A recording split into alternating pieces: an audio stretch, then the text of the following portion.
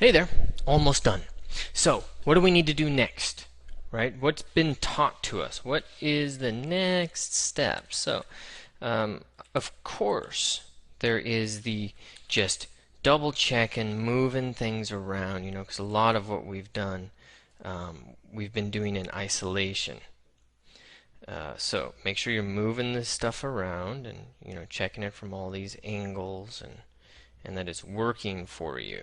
Okay, because that was one that I just realized wasn't working for me. And what or what you remember seeing, sculpt these contours. Okay, I really feel like we need to get in here and inflate a hoof to really kind of start to sell these. But ultimately, the next thing I want to work on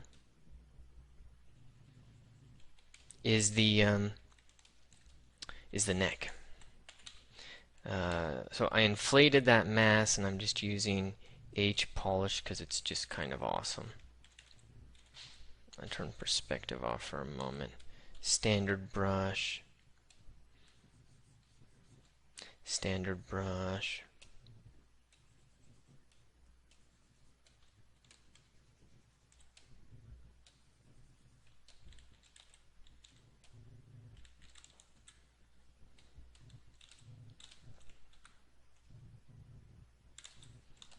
Cool. You see how we cheat? Now, if you really feel like you need to make them bigger, now that you got a general shape in, it's a little easier. Okay. Inflate the heck out of that thing. All sides, all the way around, including the back. Make sure the mass is accurate enough. Shape it. This one's harder because it's less specific topology. Ooh, and then those huge polygons. Ah, ugly mass of stuff.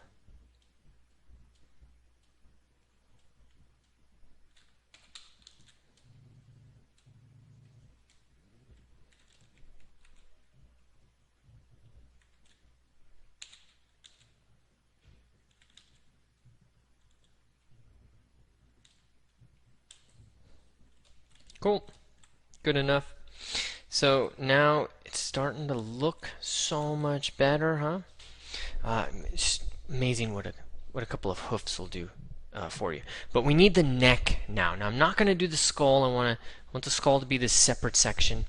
But we're going to do the neck. And now one of the important things to remember about the neck, there's a ton of musculature there. They name the musculature in terms of insertion and origin. Okay? It's named in us, in a human, it's named according to what it's connecting with. So in us, we've got the sternum, cledo as in clavicle, mastoid. Okay, and that's because it's connecting to the mastoid process right behind the ear. All right, so they've got the sternum, but wait, no clavicle, so it's the sterno. I don't know what's up here. I don't even like saying that name. Occiput, something like that. Occipitalis. Okay, and then occipitalis. All these things. And then also there is, at the end of the day, let's see if I can remember all of it. At the end of the day, there's also the mandible. And this stuff is coming in and connecting to the mandible. So there's a sterno-occipitalis, there's a sternomandibularis. But basically, there is something that is going from the sternum to the back of the head, okay, behind the ear. Sternum to behind the ear. There's usually going to be something that's doing that, okay? So sternum to the back of the ear means that we're just going to take our sternocleidomastoid This guy right here, right? And we're going to make that into a nice, beautiful muscle that can start to represent the neck. And a cool thing is that in animals, this tends to connect right in there with the bicep. Why is that hard to select?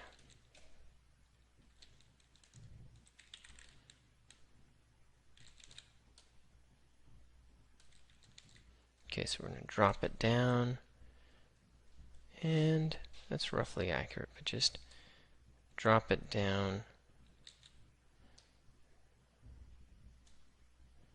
for the base, and okay, that's not going to work. Make sure perspective is off. And there we go.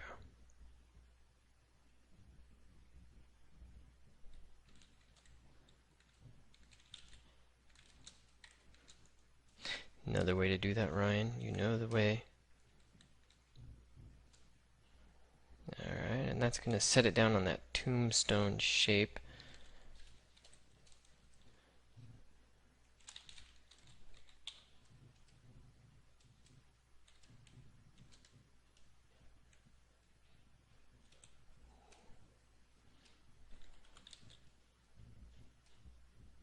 Move one end out, move the other end in. These guys are really painful. Polish generally gets rid of them. And then I'll move it back over that.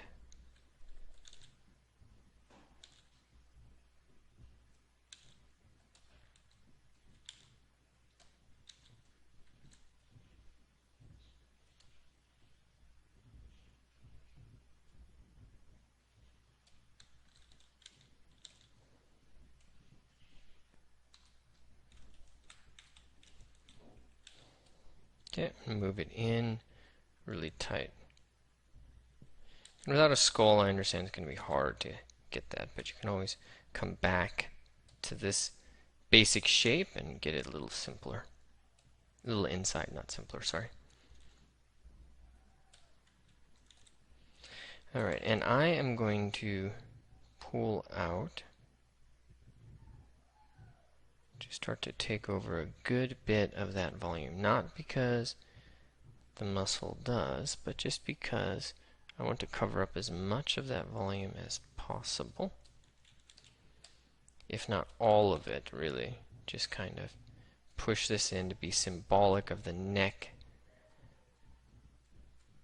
extensor. Okay, and so we're pushing that in, and now that's going to give us a chance to get the side of the trapezius better situated.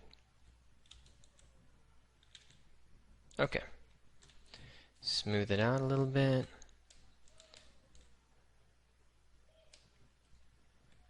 Okay, and then take our trapezius, and we're going to actually set that along the spine of the scapula better.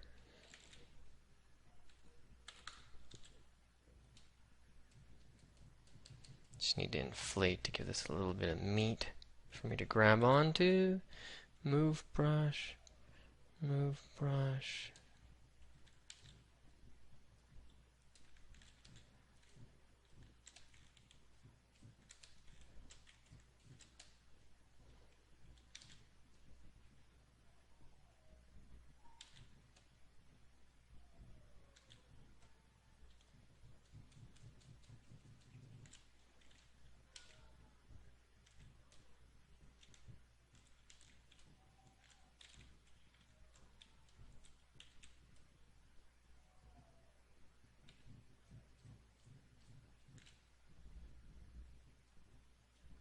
Cool. Perspective. There you go. Okay, so we have situated ourselves with some kind of block of muscle that is from the sternal area, the bicep, from the back, heading up to the to the focus, Ryan, to the back of the head. Now we got all this other human stuff, omohyoid, sternohyoid, all that stuff. And so what I'm going to do is inflate it. But I want to make sure that I don't affect anything else. Splenius.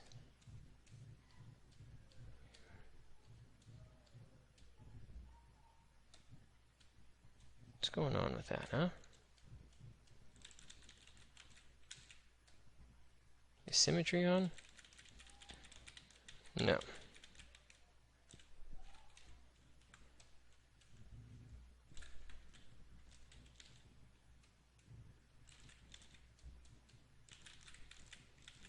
Okay, nice trick. As high as possible for your draw size, and then everything inflates. And it inflates globally, which is really cool. Because you'll see that that actually kind of, well, it just makes things so much easier.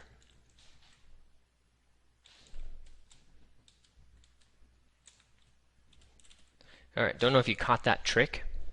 I'm 11 minutes in, so you may not have caught the trick that I just did. One of the things that as you're learning ZBrush, you really want to get the handle of is just how to deal with visibility. It's really can be a challenge. Because see, now I've got a perfect selection ready for me. But how did I do that? Because basically I started from here.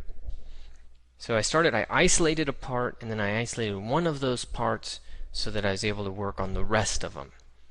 So now what I did is I inverted the mask, and then I masked that. So I just control-clicked. Okay, it only masks what's visible, so I don't have to worry about that stuff I have hidden. And then Control-Shift, show everything, and voila. Now, it's these neck muscles here that are causing a problem. So I'm going to drag them down and in, and if I want to, I can use Move Topological. But also, it'll respond to this. It's a little bit of a rotation.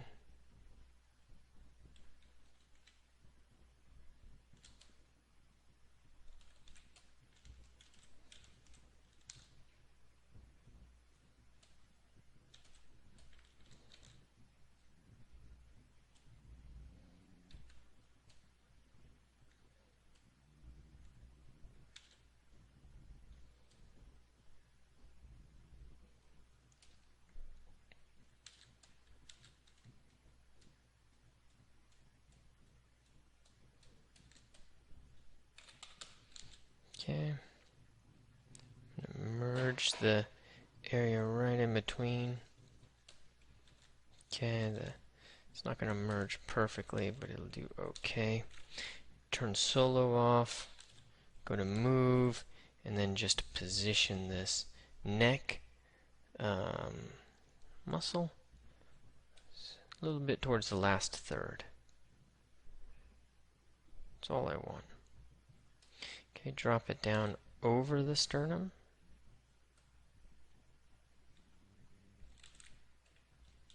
Transparency is off. Solo is back on.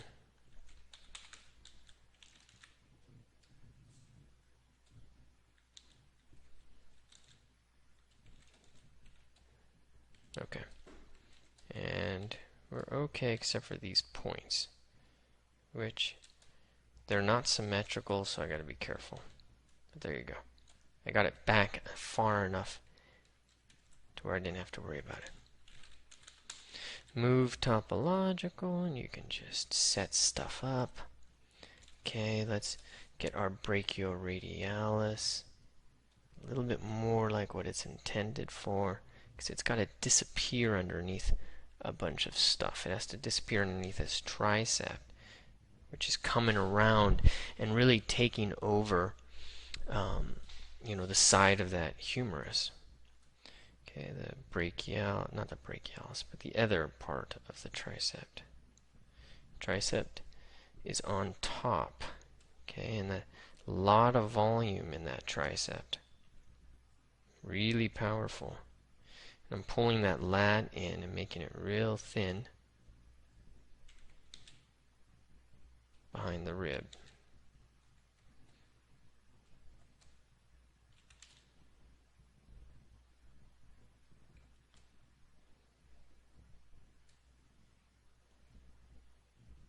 Cool.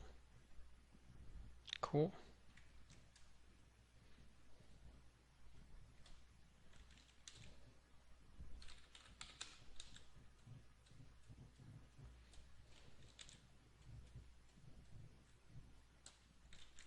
Okay, take our bicep, move topological, and really just bury that. And the pectoralis. And I don't know about you, but I feel kind of good about this. So, hope you get yours done with a modicum of happiness in your life. And next thing we got to do is focus on the skull, and hopefully there will be a surprise for you. Looking for topological masking. Really want to make sure that we get a surprise for you for that, but I'll leave it till then. Right now I'm just getting that cross section. Let's get that out of the way. The cross section where it's going to come in, and then of course. Okay.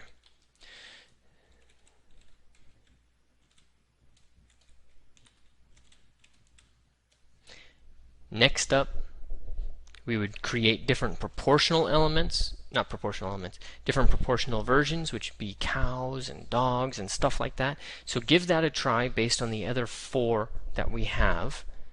Just adjust this using Transpose Master. Push and pull, skulls, whole bunch more stuff to cover. So I hope you enjoyed this, and good luck.